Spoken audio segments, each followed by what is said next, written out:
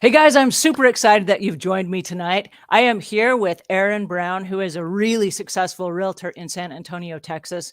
I got a secret.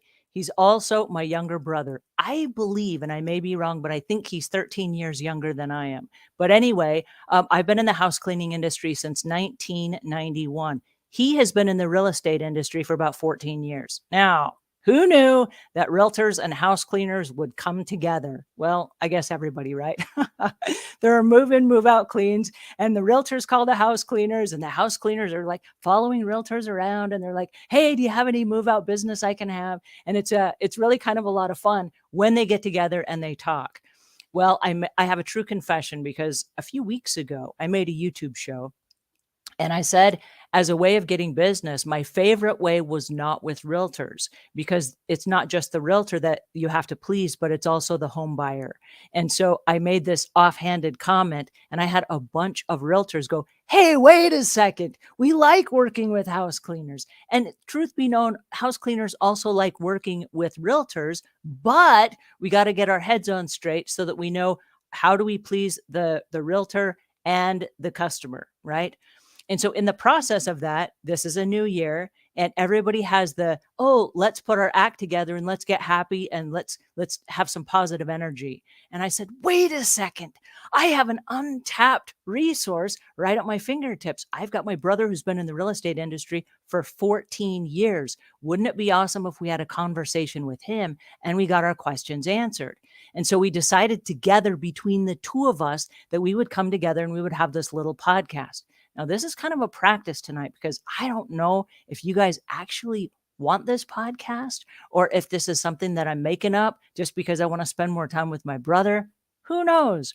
But I thought that if you guys are interested, please leave your comments in the notes because we're gonna answer those as we go. But I want to introduce you to my brother Aaron Brown and have him give you a little background about who he is. You guys know me and how he got in the real estate business. And then we got some special stuff for you tonight. Hey, Aaron, how are you tonight?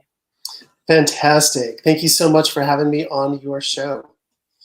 Um, yeah, so I got in the real estate industry specifically because I loved helping people. And helping people with investments and finding their dream home quickly became a passion of mine. And it's something that I feel like I will do for the rest of my life. So super happy to be here and chat with you tonight. Um, and helping people get into a house, definitely. It's why I got in the industry. So So I got a question for you, and this is kind of an interesting question that I know house cleaners have always kind of had a tug of war with, and that's if I wake up in the morning and I am not in the happiest of moods, and I have to go to a customer's house. If I don't get myself in check when I get to my customer's house, it's possible that my nasty attitude rubs off on them. And I'm curious to know, is there something similar like that as a realtor that you have to put on your happy face before you go out and you talk to a customer and you kind of set the tone for the sale? yeah, absolutely, 1,000%. Your attitude definitely rubs off, and it comes right through to customers and clients. And so, if you're not approaching phone conversations, in-person meetings, etc., with a good, happy, positive attitude, people probably aren't going to want to work with you. So it's definitely that first impression, and it's got to be a lasting one. So, what are some steps that you would have to take just to get your head in the right space? If, let's say, maybe you're not feeling on top of the world and you are like, "Hey, wait a second, I got an appointment. I don't have a chance or a choice. I have to go out there and I have to put on my happy face and I have to perform, if you will." What are some things that you do or a process that you go through to get your head in the right space for that? There's some practical things that you can do walking right into that moment, but the best way, of course, is to preempt it. It's to actually start your day out right and to start with some morning routine that would actually put you in the right mind frame or frame of mind going into your day to communicate with clients. Sure, we all have our ups and downs throughout the day, and sometimes we're going to walk into that appointment.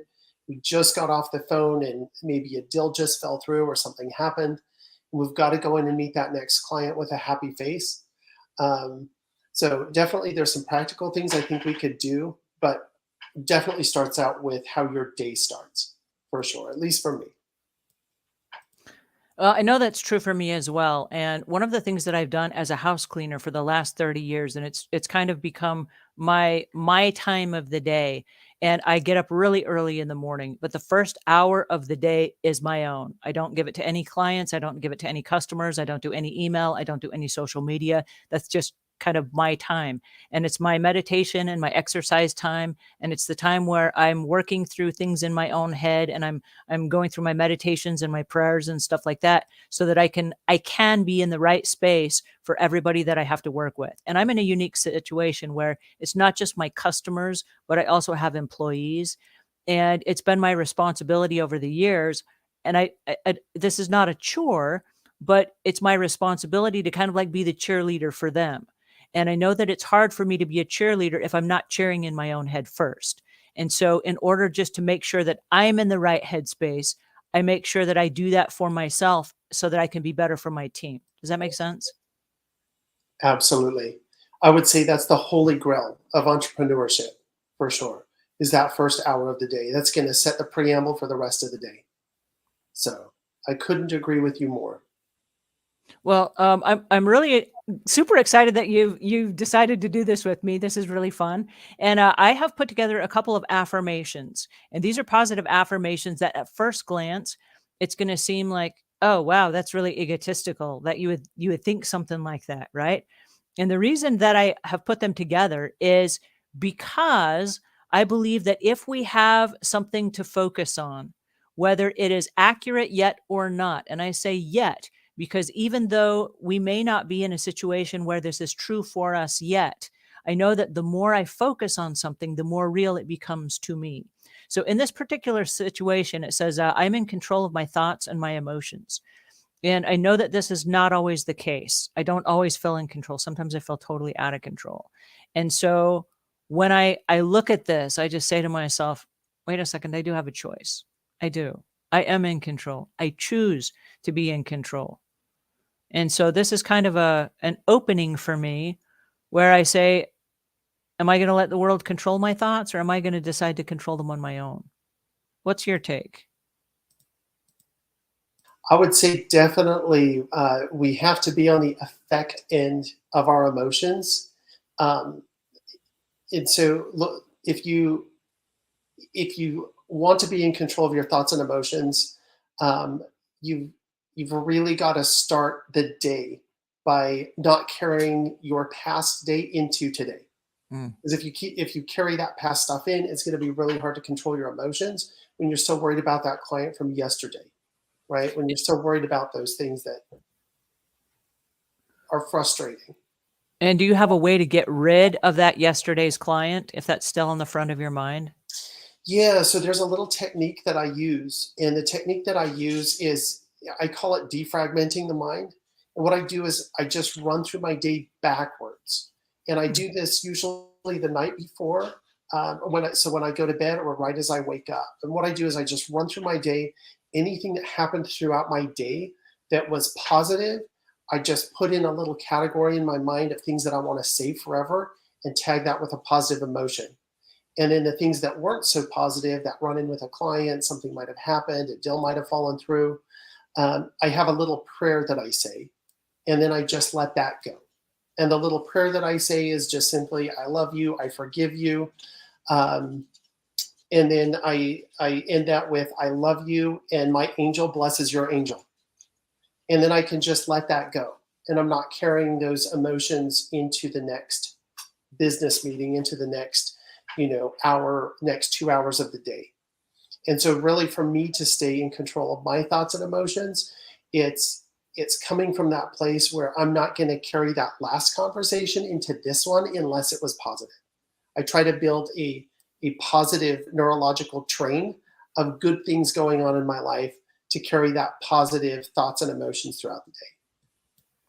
Oh, I love that. That's just fantastic. Thank you so much for sharing that. That's a really great way to just stop and kind of reframe in order to let go of things that are no longer in your control. I guess we could be worried about them and could fuss over them. And I know as an entrepreneur, there are plenty of nights where I've lied awake at night and I couldn't go to sleep. And I was frustrated, and it came out of a good place. I was frustrated because I wanted to do right by my customers. I wanted to do right by my employees, and things are just maybe not 100% the way that I wanted them.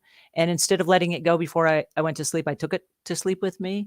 And so sometimes I'm not as progressive, I guess, as you are in that I let it go before I go to bed.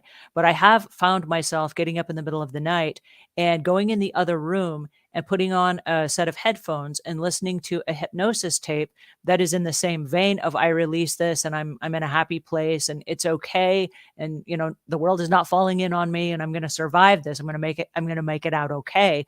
Just to the point where it kind of calms me down and I kind of realize, oh yes, I've made this little mountain into this little molehill into a mountain. And so I'm in a better spot now to go ahead and get the rest of my sleep. And then tomorrow I can try again and maybe do better, So I absolutely love that. I think you hit on a key there, and that's listening to something positive as you sleep. As you're going into that sleep state, having something positive playing makes all of the difference for a restful night's sleep and approaching your next day positively, waking up on the right side of the bed, so to speak. So I mm. love that. I'm glad that you brought that up because I know that we just over the holidays we released a sleep tape, and it was for the work that we're doing in the hoarding industry, and we released it, I believe, on Christmas Day. And Pat and I have been listening to it at night as we fall asleep, and it has a lot of things in it. Like we've created a series of things that it walks you through. I'm sleeping peacefully at night, and I kind of added it in there knowing that I was going to listen to it myself and it was going to help me sleep better at night. But then also, why am I sleeping better at night? I'm sleeping better at night because it's a good way for me to be healthy and to get some early rest. And then it goes on to when I get up in the morning, I'm feeling better. And then when I get up, then I make sure that I drink and I'm hydrated and I'm taking care of my body as well. It includes things on exercise. And if my night is right and my day is right, my exercise is right, and it kind of goes through a progression of the day, it hits on business, it hits on success and a whole bunch of other things. And one of the things that's in there was always choosing the healthiest of choices when you have a choice of things to eat because you're taking care of your body. And we've been listening to this every night, every night, every night. And I know it's the new year, and I don't, maybe it has something to do with it, maybe it doesn't. But I noticed that right yesterday or the day before, my husband's like, wait a second, I need to start exercising every day. And I said, whoa, okay. And it's kind of like a week late if it was going to be a New Year's resolution. But then he's like, and we need new food. He said, I only want to eat whole foods this year. And I was like, I think it might be that tape. We've been listening to it every night for a couple of weeks. I'm thinking that maybe that's had some kind of an effect, or maybe he's, you know, paying attention or something. So I don't know. What do you think? I think you're absolutely right. It totally changes your mindset, and as opposed to being addicted to that food hit, that sugar high, you wake up and say, "Yeah, should I have water this morning or coffee with creamer?" You know, Yeah. and again, it goes back to that mood. You know, You know what we've never done is we've never created a business tape for business people at night. And I don't know if there's any interest. There might be an interest if we created one for business people that are in the real estate business. What do you think? Is that even something people would be interested in? we could definitely find out. I would be interested in that as a realtor for sure, and I would listen to it every night. There's no question. Real estate is a lot like a roller coaster for most agents out there. Uh-huh. And so, if you can imagine the adrenaline of getting on a roller coaster, that's most agents on a daily basis. And you got, your heart sinks half the day, and half the day you're on cloud nine. And so there's a lot of things we could do to balance that out.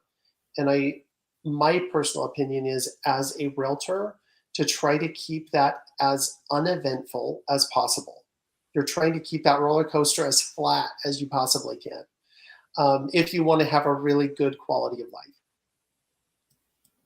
Thanks for sharing that. So I'm gonna throw this out to you guys. If any of you are listening to us now and you think that it is a good idea for a sleep tape, we can make one. I've got a realtor right here with me that can give me all the prompts and all the things that we need to add in there so that it's beneficial to you. And I'll add in everything that I know from my own personal experience, and we'll create a new tape that we can all listen to as we fall asleep at night and wake up positive and balanced in the morning. I love that. I think that's so great. The next one is I'm surrounded by positive energy. I'll let you kick this one off, Aaron. Yeah, so I think this one is a big one. Me as a realtor specifically, and getting the opportunity to be in people's homes on a daily basis. And when I say people's homes, an average day, it's usually anywhere from 4 to 12 homes. So I'm in a lot of people's homes every day. And when it comes to positive energy, so much of our energy has to do with our surroundings. And I'm not saying you need to go buy a book on feng shui, but having your space clean, having things kind of picked up, it helps so much with your daily energy, the things that we eat, the things that we put into our minds. And so starting your day off from a positive place, but then even in your own environment, what are you doing throughout the day to either create chaos or order? And it can be something as simple as you get the mail out of the mailbox. Are you going to take care of it right then? Or are you going to throw it in a stack on your desk? You know, in a few days, that creates chaos in your life, and those things build up across the board. So I would say staying surrounded by positive energy. A lot too has to do with the company we keep. Mm-hmm. As sales professionals, we are around all different types of people on a daily basis, and a lot of those people are going through a lot of turmoil. Mm. We deal with a lot of probates and deaths and divorces and all kinds of things. And people think that we're psychologists. We're not. We're realtors. And trying to keep that positive energy. Again, the mentors you have in your life, the friends that you have in your life, the family that you choose to be around. I think you need to be a little bit picky on keeping positive people in your life, because it's really easy to go down that road of shadow and despair, especially in the world we're living in, where the news is pretty negative and a lot of people around us are like, oh, my world's falling apart, I'm getting a divorce, my kids hate me, these kinds of things. Because of that situation, it's easy to get lost in that. What do you think? I totally agree with you, and I'm glad that you brought that up. There's an employee that I had, we won't say any names, but there's an employee that I had, and every day when she showed up, there's this tendency to say like, "Hi, how are you doing today?" And she would go, "Oh my goodness, I had the sweats last night." And then, "Oh, my head just is aching and it hurts so bad."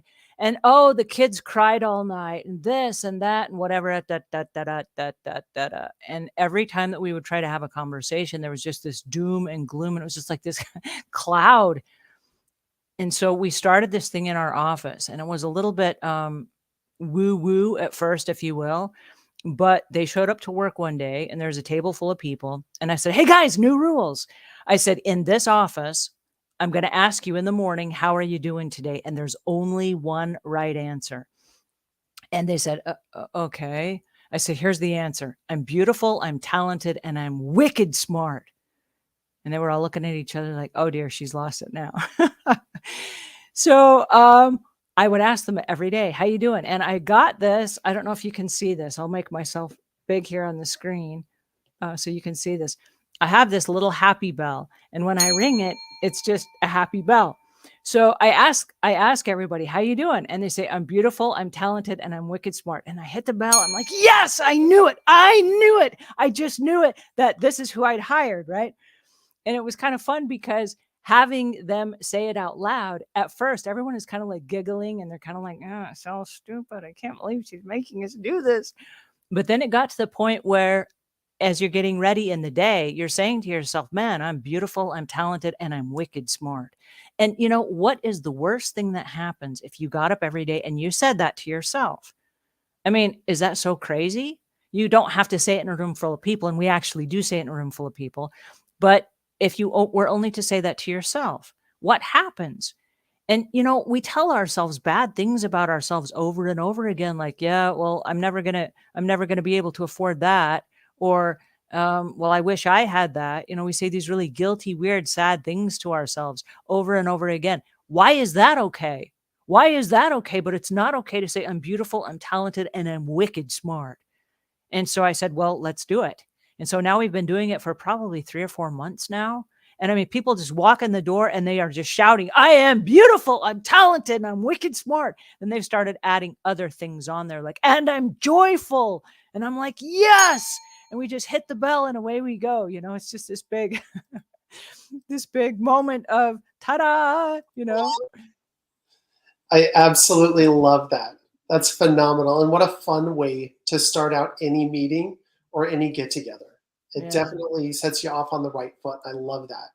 I'll yeah. definitely implement that into my life as well. Oh, keep me posted. It's a lot of fun. I'm eager to hear if you guys use that and how that works for you. Absolutely. So tell me about this one. You kick this one off. Again, I think this goes back to the my nightly ritual before. I think originally it was the Rapanishads that that really did this, but it's really just running through your day backwards and deciding what you want to keep and what you don't, so you're not carrying things into the next day. Um, if you want today to be the best day of your life, you can't go through your day with judgments and hurt feelings and stuff from the past. And especially in the sales industry, um, those difficult conversations you had with clients or things not working out the way you wanted. In order for today to be the best day, you've really got to approach today as though today is a new slate. Mm, And and then you can approach it with that positive mindset, and every conversation is a new conversation in a positive light. mhm, That is the only way I have found in 14 years of real estate to have a good day every day. mhm. What are It's interesting that you mentioned that because I I wish I could say that every day is like the best day of my life, and I would love to go the whole day, but I have a tendency, I think like a lot of people do, where if the day starts off on the wrong foot, then I'm like, "Ah, today's already gone. I can't make it the best day because it already started off on the wrong foot." So what I like to do is I learned this from my husband. He's quite a character. But do you remember in the movies, like if you've ever been on a movie set, how they have like those little clapboards and they do like the clap? He'll just walk up to me and he'll do like clap, like do a do-over because this is not working for you. And so I remind myself, and this is one of those goofball things that when nobody's looking and I'll be in a room by myself, I'm just like, I'm starting over again. You know what? I'm gonna do a do-over starting right now, and I'm gonna make this day the best day from here forward. And if I goof up, it's gonna be another, a clapboard. And I'm just gonna pick up where I left off and keep going. I absolutely love that. I personally reset all throughout the day as well. Yeah. But I love the physical action of resetting. Hmm. Is definitely something I will implement. The physical action of resetting your physiology is so important, and I Yeah. love that you do that. Well, another thing that I do is I have one of those little tiny mini trampolines that's inside my office. And I know that sometimes if I'm sitting or if I'm just kind of in a slump and I'm not moving physically, I know that the best quick fix for me is just a little bit of oxygen to my brain.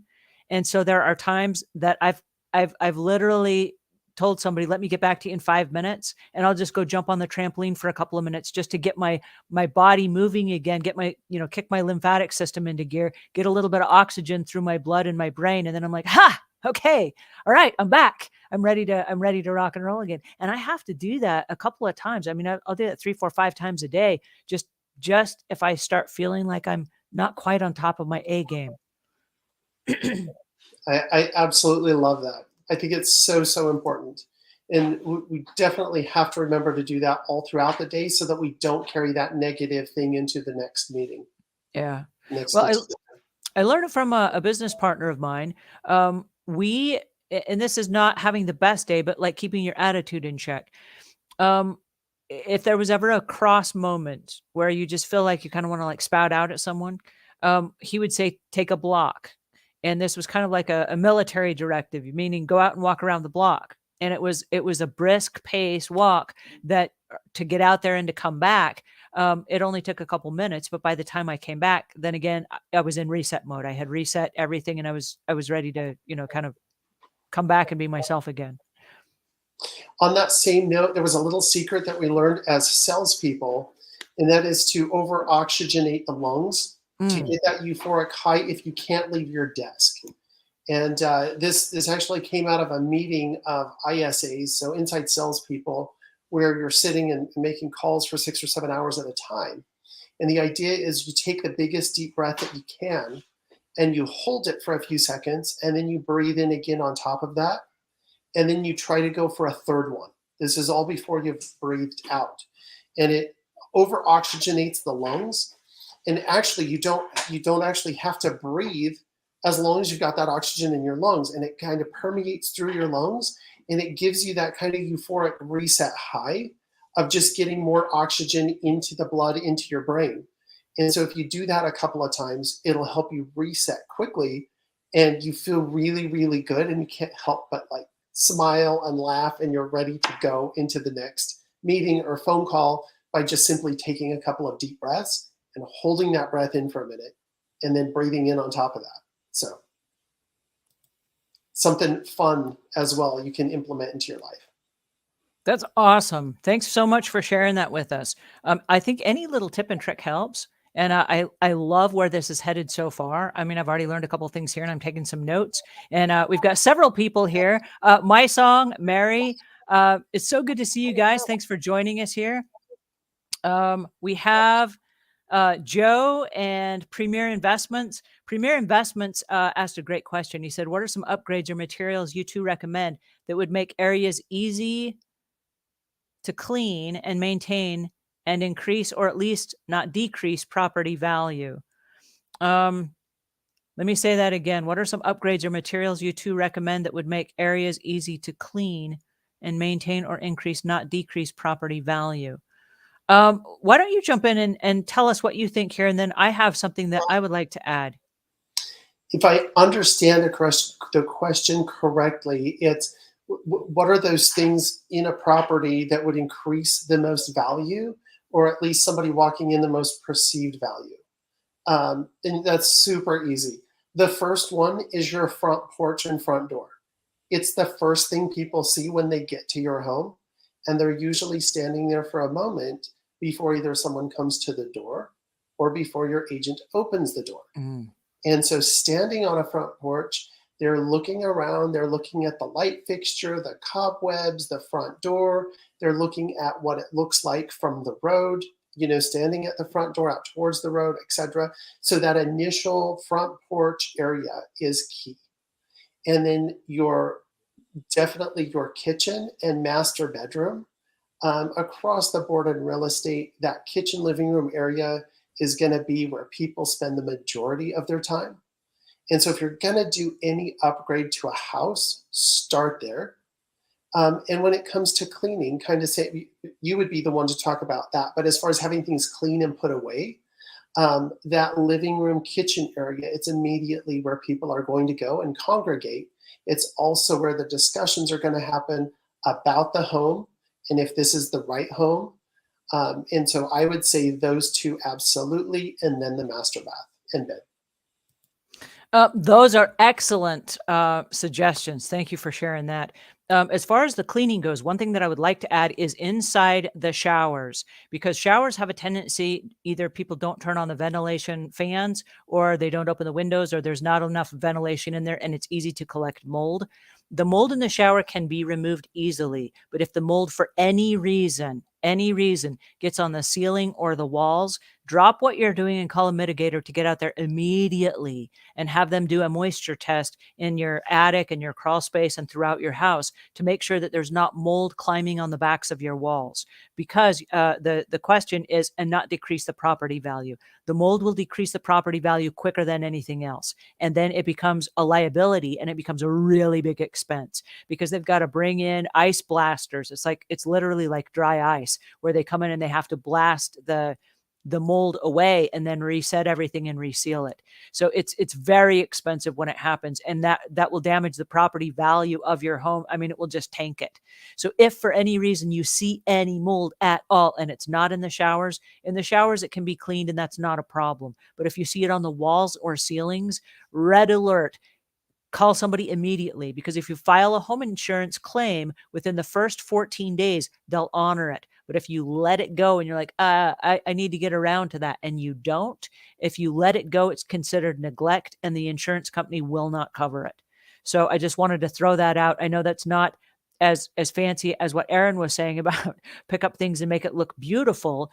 But if you have by any chance any traces of mold in your house, take care of it at first glance, and that will help your property value. So A quick note on mold. It's about the fastest way to get an attorney or a lawyer involved in a real estate transaction. So it is good to take care of that very quickly. If a remediation company has ever been out to the home, it will show up in a clue report. oh And more often than not, that's when an attorney gets involved in a real estate transaction, because now you're dealing with perceived health issues. And the person moving into the home, if they get a cough or a sniffle, they can come back for 3 years. ooh And so that becomes a big issue when it comes to mold. So definitely agree with you on that one. wow. I am grateful for all that I have. And right now, I am grateful that I have no mold on my walls and ceilings. I did not know that about the attorney. And I don't want any attorneys involved in the real estate transaction. It would be a whole lot smoother and a lot less expensive if that did not happen.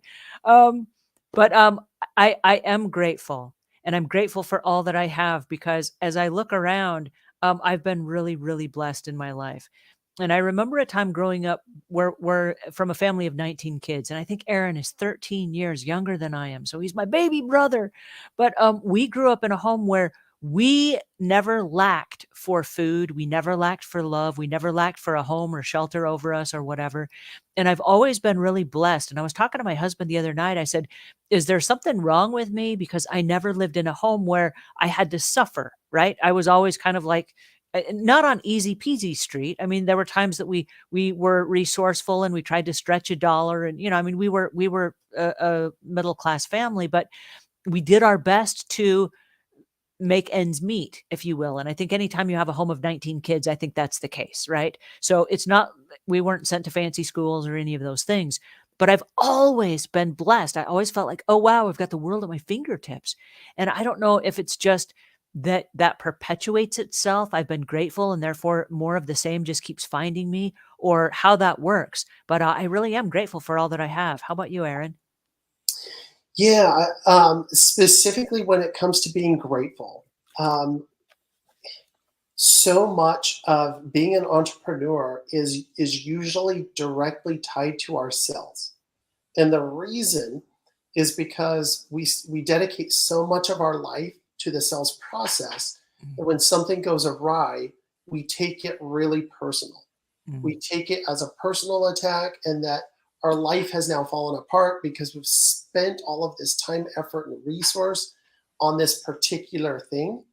And now it fell apart, or it didn't go through, or they didn't get the financing in place. And now we feel like we have just completely tanked. And I think the fastest way as an entrepreneur to stay grateful is to truly just jot down throughout the day the things that you're grateful for. If I've done anything in my career, it has been this one right here, mhm, where you just, you've got a few minutes in between a meeting and you physically write down, I'm grateful for, and anything you can think of. I'm grateful for the meeting I just came out of, the coffee I'm drinking, the lunch I just had. And it keeps you in this reset of a mindset where you really go through the day like looking at things with a different perspective. And it's that perspective of not just grateful, but it almost invokes the feeling of love. mhm, And I don't know how closely those are related, but being grateful, you have this like different love for the world, and like the things you see and the things you experience. And so for me, it's just taking a minute here and there. There's no journal, not writing it in a special place. I'm literally, in between a meeting and jotting down on a napkin, I'm grateful for this coffee. I'm grateful for the conversation I just had. And it is so powerful. What do you do with the written image that you have? For me, it's just getting it out and physically writing it down. I used to try to type it up, and it has a different physiological effect when Mm. you actually take the thought and put it through a pen onto a surface. And I found that's where the emotion really changes. Me just typing it out, I could type I'm grateful all day, and it didn't seem to make a huge difference. When I wrote it down with a pen, I would really feel it. I would feel it Mm. going into the next moment. I would feel it walking into a building and just like being amazed at the architecture and just like, oh, I'm so grateful to be here. I'm so grateful to be in the industry, you know? We had an interesting situation where after our beautiful, talented, and wicked smart moment in our mornings, we went around the room and we asked everybody, "What are you grateful for?" And it was interesting because at first, people were saying things like, "Well, I'm really grateful for the internet because I couldn't do my job without the internet." People were like, "I'm really grateful for music." And then people would say, "I'm really grateful for the artist that wrote the music." And then it started getting more granular as the days went on. And we'd already exhausted, not that we weren't not still grateful for our families, because everybody's grateful for their spouse and their parents and their kids and all that stuff, but it started being really grateful for things that, oh my goodness, electricity. Yeah, I am really grateful for electricity because without it, like nothing in my house works and my computer doesn't work and I can't charge my phone. And we started going through all these different things that our lives are so dependent on electricity, for example. And then everyone is like high-fiving each other's gratitude for the things that they were grateful for, because how life would be if we didn't have those blessings that we so take for granted on so many occasions, you know? I mean, even if it's just the morning coffee maker. 100%. Absolutely. I've even found with some of the people I work with that they'll approach a situation and just say, hey, I'm grateful for that situation. I'm grateful for what I just learned Mhm. that I'll never do again. So Mm. love that. Alright, so tell us about this one. I'm focused and hardworking. This one, okay. So for me, being focused as an entrepreneur and being hardworking is these are going to be two of the toughest things that you will ever do as an entrepreneur. There is so much to take away our focus on a moment to moment basis. The notifications going off on our phone, the phone calls coming in, the emails, the nonstop interruptions. To stay focused, I believe the only way to really stay focused and productive and work smarter and not harder is really time blocking. Getting into that time blocking where this is what I'm going to do for this set amount of time and nothing is going to interrupt it. And it is amazing what you will get done. And it's exponential because you get something done here. And because you were efficient over here and it only took you a few minutes, your day is so much more maximized, even if it's only a few hours a day that's time blocked and really focused. It's working smarter and not harder. What are your thoughts? Well, it's interesting because I've been in the house cleaning industry for 31 years.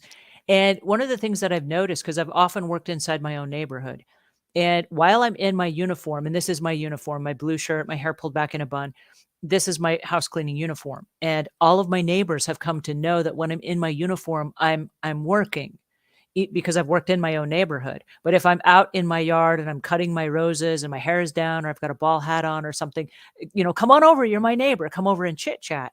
But my time blocking has been so specific that even if I'm inside my house and I've got 10 employees that work out of my house, but even if I'm inside my house, I'll put on an apron because they see the blue shirt all the time and I'm always working. So when am I actually not working? I'll put on an apron. And the apron means, oh, she's gone into like serious cleaning mode now, and they will like totally like ignore me like I'm not even there. And it allows me then to focus and to do what I'm supposed to be doing, because we all have jobs that we're supposed to be doing. And it's not like I'm just wearing the apron so that, I can have some free time by myself. It's that I'm actually trying to compartmentalize those distractions, because any question that they had certainly could be, kept on a note and then given to me when it's time to chat, you know? So I think time blocking is incredibly important if you're going to stay focused and you're going to work hard, because without that, um, you're right, the distractions are overwhelming. And because of that, I have started using a service that lives on my, I say they live, it's an AI service that lives on my computer screen. And so whenever anyone tries to call into the company, it will go right over to them and they answer all of our calls for us. And all my phones are like right now, I'm talking to you guys. So I'm not answering my phones right now. Someone else has to do that. And because it's after hours, all of my team members have gone home for the day. And so it's a service and they are lovely. I mean, they've been trained, they are very professional. They'll answer all the questions and then they send me a transcript so that I can focus on what I'm supposed to be doing. And then when I have time to answer the questions, I can focus on just that. And instead of having these weird random calls and distractions throughout the day, which only add in my world to chaos, it kind of helps me streamline everything. And it's kind of like that easy breathing feeling like I got this. You know what I mean? It's kind of my way of control. It's something that really helped me as a realtor over the years is I printed out and stuck above my computer at my workstation: an emergency on your part does not constitute an emergency on mine. Ah, that's And good. oftentimes what happens when we are in the people business is that every time an email comes in or the phone rings or we get a text message, we are in this headspace where we feel like we have to answer them right now. And that's the most important thing. And in all reality, most of those things are not an emergency on my part. Mm, And it's something I can come back to in 10 minutes or 20 minutes or 40 minutes from now. And it's not usually going to be the end of the world. mm. You know, the only exception to that is, maybe an option period ending. But otherwise, uh, you know, I would try to approach your time blocking that way, as an entrepreneur, so that you realize you will get to that client, you will help them out, and you will be 100% there for them. It's not. It doesn't have to be this second.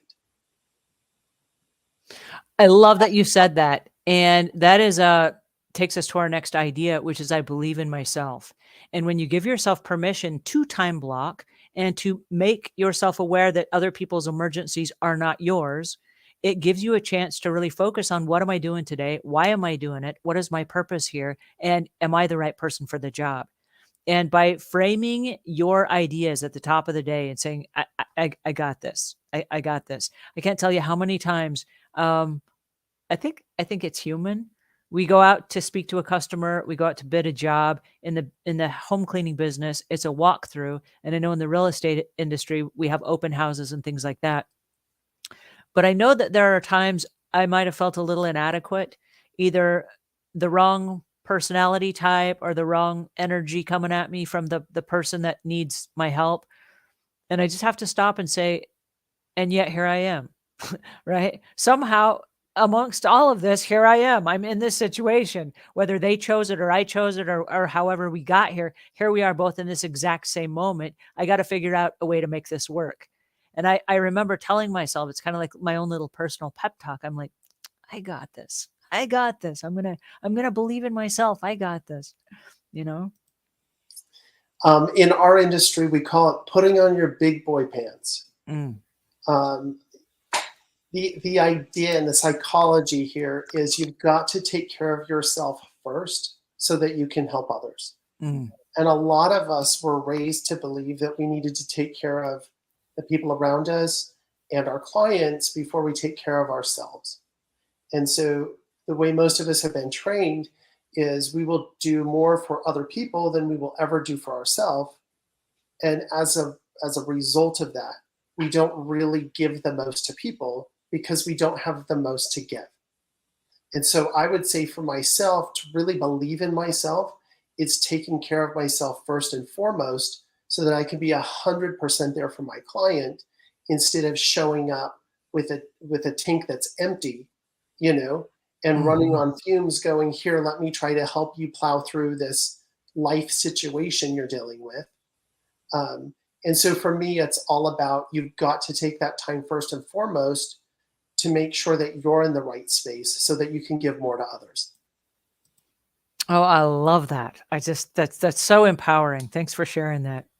I have a new attitude as, and I don't know what age I came up on this, but I decided that it was my choice to change my attitude. I do have a choice in that. And I decided, I remember the year was 1994. Um, I was miserable. I was going through a really hard time in my life, and I just lost a bunch of money in a bad business deal, and I was really angry, and I remember cussing a lot, and I was unhappy, and it was everyone else's fault. It wasn't my own fault. It was everyone else's fault. I was blaming everyone, and I was really miserable. And what triggered it for me was the business partner that I had at the time lost a really, really big client. I'd spent about 6 months putting a deal together, and we lost the deal. And it was a really silly move on his part, and it could have been avoided.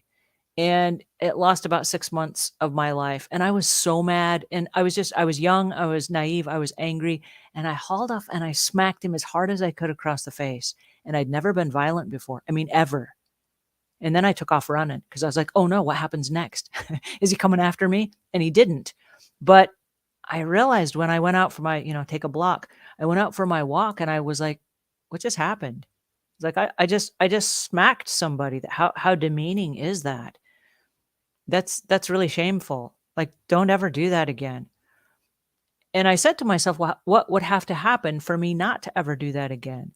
And I was like, I have to change my attitude right now. I have to get rid of this. I've got a lot of hate and a lot of anger and a lot of anxiety and a lot of stress and a lot of frustration pent up. I hauled off and I smacked another human right across the face, just like bam.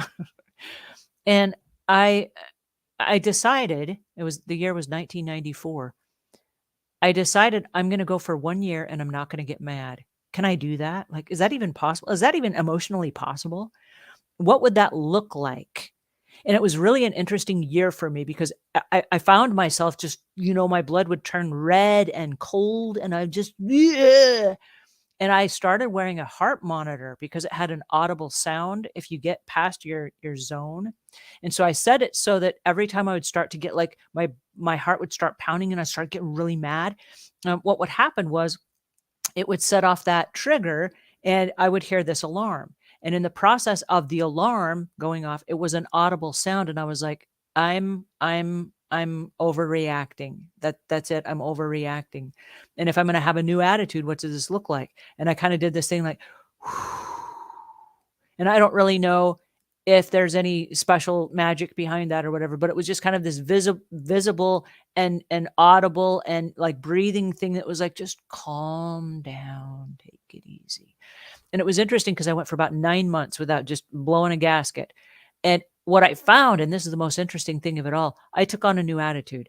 In the process of taking on a new attitude, everybody around me that knew all the hot buttons to push to like spark my anger and my excitement did not work. I was watching it like it was a puppet show. And they would do things and I'm thinking to myself, don't react, just walk away. And it was a really interesting exercise because the good news and the bad news. The good news is I went for 9 months without blowing a gasket. The bad news is I lost all my friends. All my friends went away. They're like, "Oh, you're not interesting anymore. You're just like very stoic. This is not fun for us anymore." And they left. I lost all my friends. And I started attracting into my world a whole bunch of what I call really boring people. And they were just really nice people. They were just calm people. They didn't have a lot of drama in their lives. They were just normal. And that became the new normal for me because I changed my attitude. I absolutely love that.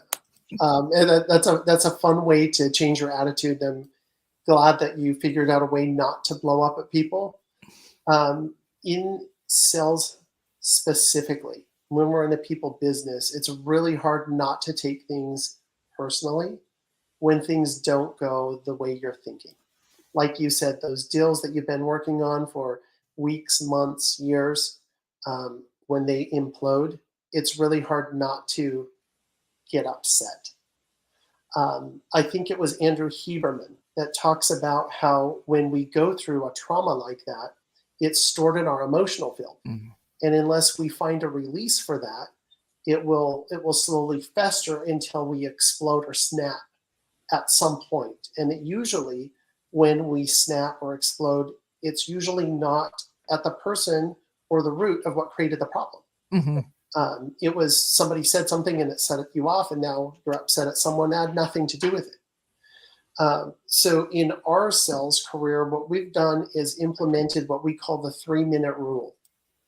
And specifically on this topic, when we have a deal that's gone awry or a client, something didn't work out, we set a timer and we give ourselves 3 minutes to complain and moan and yell and scream, not to anyone else. You have to do this by yourself. Best place I found for this is in your vehicle. So go lock yourself in your vehicle. Set a timer for 3 minutes. You don't do this around your coworkers or your family, please. And you release all of that negative emotion as quickly as you can. And at the end of 3 minutes, you're done. You don't get to talk about it again.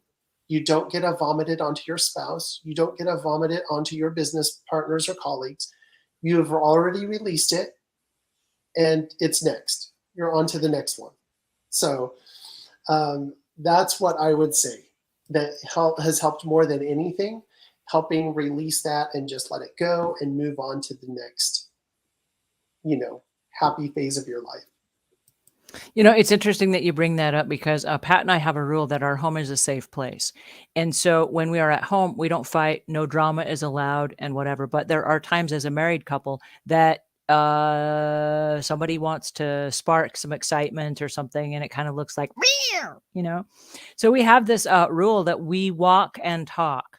So if you're in one of those moods, hey, let's go for a walk. And what we found was if we walk, and we live at the end of this, it's like a half a mile loop. So we'll go out and we'll walk around the loop. And then if we are still talking, that means the conversation is not finished yet. So we'll take a second loop, or we'll go to the next neighborhood over and we walk around. But as long as we're walking, what's happening is we're talking, and we're talking through the issues instead of just fussing at each other. And you can't like yell at each other because like there are neighbors listening and stuff, right? So it kind of is like a contained environment. How you said, like, do it in your car so you don't scare and embarrass people or embarrass yourself. But this is one of those where we're walking and talking. And also, which is kind of a trick to our anatomy, is as we're walking, we're getting that oxygen then flowing through our blood, through our body. And all of a sudden, when we come back, it's like having a natural high. And so the really cool part about that is when you think about what are you doing in your life that's actually causing those natural highs, you can take those moments and go from being really unhappy and being sad to being high on life. And just when you get back to the house, you're done walking, you're done talking. That is the end of that conversation, like on to the next thing. And if you're not finished, the next time you have a chance, you can go for another walk. I absolutely love that. Daily walking, I think, is one of the best things you could possibly do to stay high on life.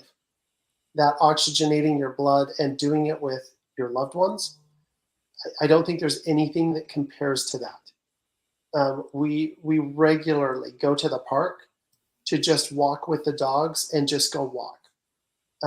We've made it part of our weekly routine. So definitely, I would say, well, of course, exercise in general, but there's something about walking with your spouse, walking with your dogs, that gives you a natural high that I don't know that you can really get anywhere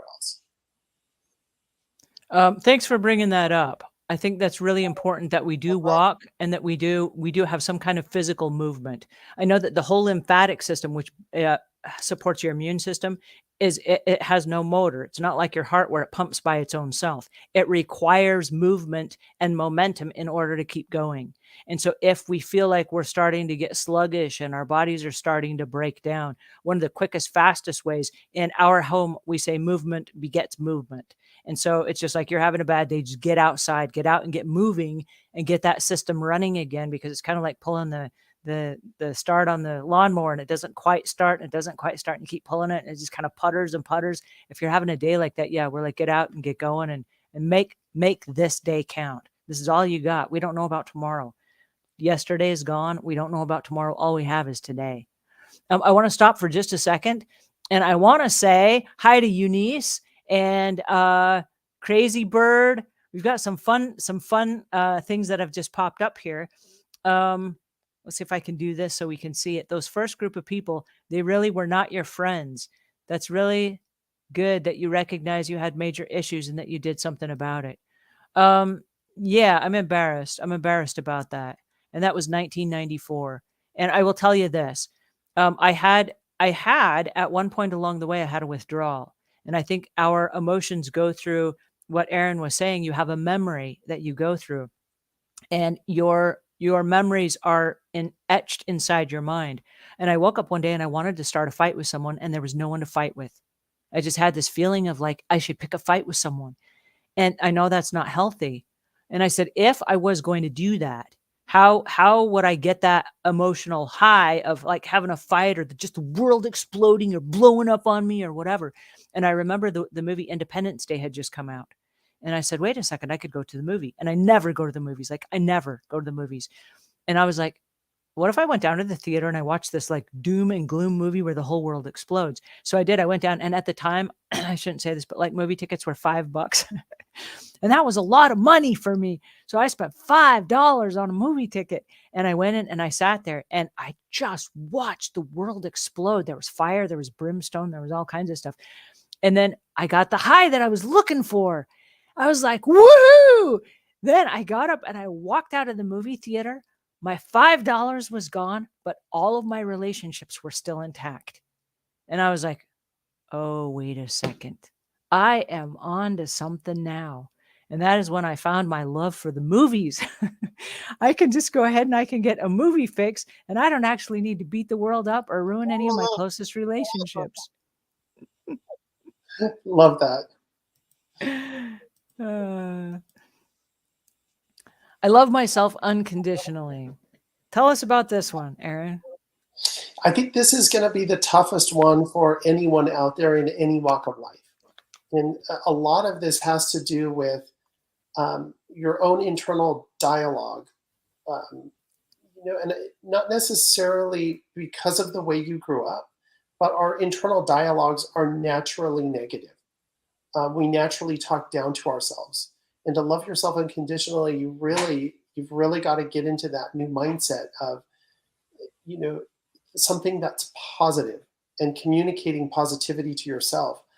And that also includes forgiving yourself, forgiving others in your life, trying not to hold resentments. It's really easy when you've worked with a client for 4 or 5 months and then they decide to go with a different person, or they decide to back out, or they decide to go a different way, not to take that really personal and not to hold a long-term grudge against that person, not to feel bitterness when you think about that person or that situation. And if you're going to love yourself unconditionally, you've got to figure out a way to let those things go and really not carry them into the next day. There's nothing that will crush your soul faster than negative self-talk. What would you say? I think you're onto a really interesting point there, loving yourself unconditionally, and it's giving yourself permission to be the very best version of yourself. And I remember I spent a lot of my early years, and not because of my family or anything, but it was just something in my head. I spent a lot of time in my head, and my thoughts going through my head were kind of like, I'm not good enough. I'm not like other kids. I don't have some of the same stuff other kids have. I can't afford that, or whatever it was. And I had all these weird emotions that didn't serve me very well. And I remember waking up one day. It wasn't just like, ta-da, I woke up one day, but I remember going through a series of things where I had to stop and check all of my beliefs and ask myself, is this belief serving me right now? And then I was like, no, it really isn't. And then like, who is making me believe this? And then I was like, well, no one but me. Okay, so if no one but you is making you believe this, can you believe something else? Well, yes, I can. And I realized that while I grew up in a certain environment with certain ideas and certain beliefs, and some of them served me very well and some of them didn't, it was like wearing a pair of tennis shoes for me.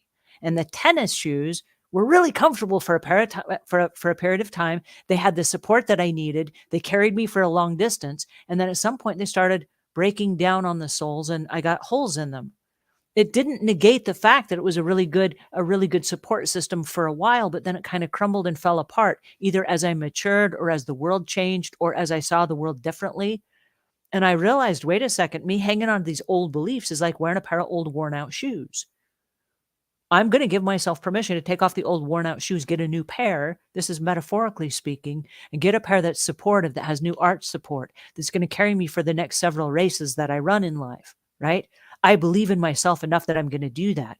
And it wasn't that anyone had bad beliefs that they poured on me. And it wasn't that I poured any negativity on myself unknowingly. It's just that I did a stop and I did a real deep check and I looked at my life and I said, do I still believe this? And I was like, I kind of don't. Is it okay for me to let it go? Like, kind of is. Okay. And then I started saying to myself, all right, so from this moment on, I'm going to move forward. I'm going to do something I've never done before. I'm going to drive dangerously into the future, and I am going to love myself unconditionally. And I'm going to give myself permission every single day to get up and live my day to the very best of my ability. And at the end of the day, if that was my last day, I will go out with no regrets. That's all I got. That's all I've got is today. And I wake up every single day, and every single day I said, did I give today my very best? I'm not going to feel guilty. I'm not going to feel ashamed. If I didn't accomplish all the stuff I was supposed to do, whoop did he do? I gave it my very best. And at the end of the day, when I go to bed at night, I'm going to go to bed with my head held high, knowing that that's the best I got. That's the best I got. I love that. I absolutely love that. All right. Well, our time is up for tonight. This has been so much fun. I've really enjoyed our chance to chat and to share some ideas. And I don't know, is this something that you guys would like to see again? And if yes, leave a comment in the note or give us a thumbs up in the notes below, because we would love to know if this is something that you would be interested in the future. We do have some really great friends on both sides of the house cleaning and the real estate industry. And I think this is a really fun opportunity to kind of share some of those ideas. So give us your thoughts and let us know what you think. Yes, thank you all for being here tonight, and thank you for allowing me to be part of this, and a lot of fun. I can't wait to hear more from people watching and maybe answer some questions at some point. So I'm going to take the thumbs up from Crazy Bird as this is good. Thank you so much for joining us. You guys have a good night, and we'll see you again soon. thank you, guys.